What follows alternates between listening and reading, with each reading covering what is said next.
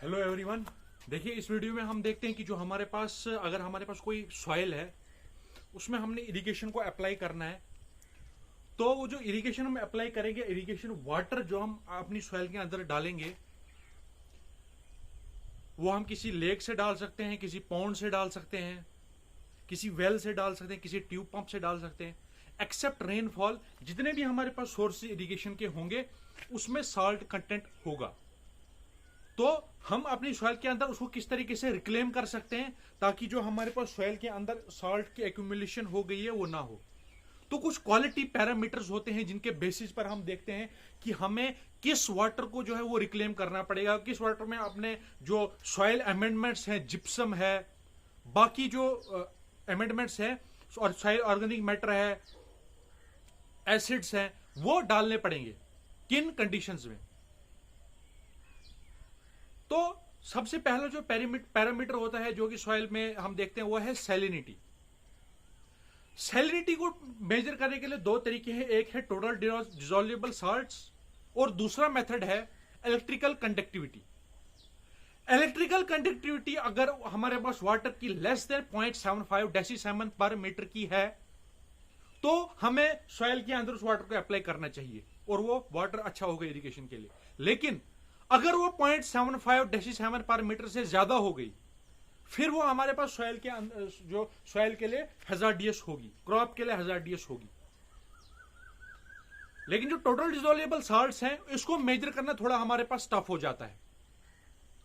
तो जो दूसरा पैरामीटर है जिसके हम वो कर सकते हैं, मतलब सेल इसमें पैरामीटर जो है, पहला तो हमने डिस्कस किया टोटल सैलिनिटी का, दूसरा जो आता है वो आता है सोडियम कंटेंट। मैं देखता हूं यार क्या है।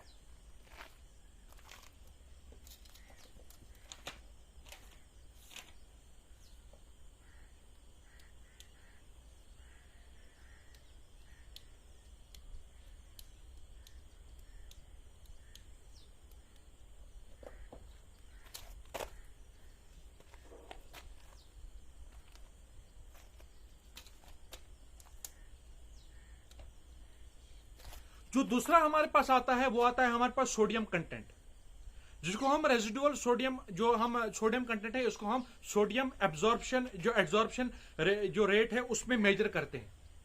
अगर SAR जो है सोडियम एब्जॉर्प्शन रेट अगर लेस देन 3 है, इसका मतलब हमारे पास वो वाटर जो है वो एप्लीकेशन के लिए, मतलब हम कर सकते हैं उसका एप्लीकेशन। लेकिन अगर वो ग्रेटर देन 9 है फिर वो हैजार्डियस हो जाएगा हमारी क्रॉप के लिए। क्यों?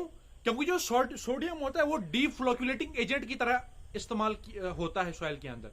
जब डीफ्लोक्यूलेशन होगी सॉइल के अंदर, सॉइल में एग्रीगेशन फॉर्मेशन नहीं होगी, डीफ्लोक्यूलेशन हो जाएगी, एग्रीगेट्स बनेंगे ही नहीं, और फिर हमारे पास वो जो वाटर है उसकी लीचिंग नहीं होगी, वो वहीं पर साल्ट्स एक्यूमुलेट होते जाएंगे और जो हमारे पास प्रॉपर सिस्टम नहीं रहेगा सॉइल के अंदर पार्टिकल्स का, एग्रीगेशन नहीं होगी, माइक्रोपोर्स नहीं बनेंगे, मैक्रोपोर्स नहीं बनेंगे। और तीसरा जो होता है वो आता है हमारे पास जो ये bicarbonate content, residual sodium carbonate में इसको हम मेजर करते हैं बाइकार्बोनेट कंटेंट को। अगर ये लेस देन 1.25 मिलीकूलेंट पर लीटर जो अगर प्रेजेंट है हमारी सॉइल के अंदर तो ये वाटर जो होगा वो अच्छा वाटर माना जाएगा ये इरिगेशन के लिए। लेकिन अगर ये ग्रेटर देन 1.25 हुआ फिर ये क्रॉप के लिए हैजार्डियस होगा, सॉइल के लिए हैजार्डियस होगा।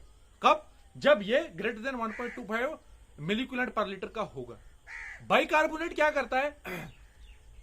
ये जो कैल्शियम कार्बोनेट बनाता है, मैग्नीशियम कार्बोनेट बनाता है। जो ये कैल्शियम कार्बोनेट और मैग्नीशियम कार्बोनेट होते हैं, ये जो कैल्शियम और मैग्नीशियम होते हैं ये एज अ फ्लोक्यूलेटिंग एजेंट का काम करते हैं, मतलब कि ये सॉइल की एग्रीगेशन में हेल्प करते हैं, सॉइल की फिजिकल स्ट्रक्चर को मेंटेन करते हैं।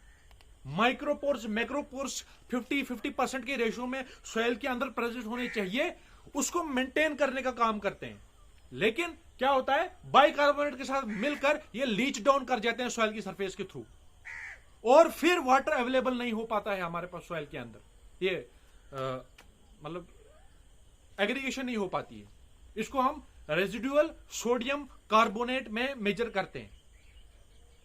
उसके बाद जो आता है वो आता है हमारे पास क्लोराइड कंटेंट अगर ज्यादा हो गया, आर्सेनिक कंटेंट ज्यादा हो गया सॉइल के अंदर, फ्लोराइड कंटेंट ज्यादा हो गया, जिंक, आयरन, कोबाल्ट, निकल, कॉपर जो अगर इनकी कंसंट्रेशन ज्यादा हो गई, ये भी हम मेजर कर सकते हैं इनको, हम सॉइल के क्वालिटी को डिटोरेट करने के लिए।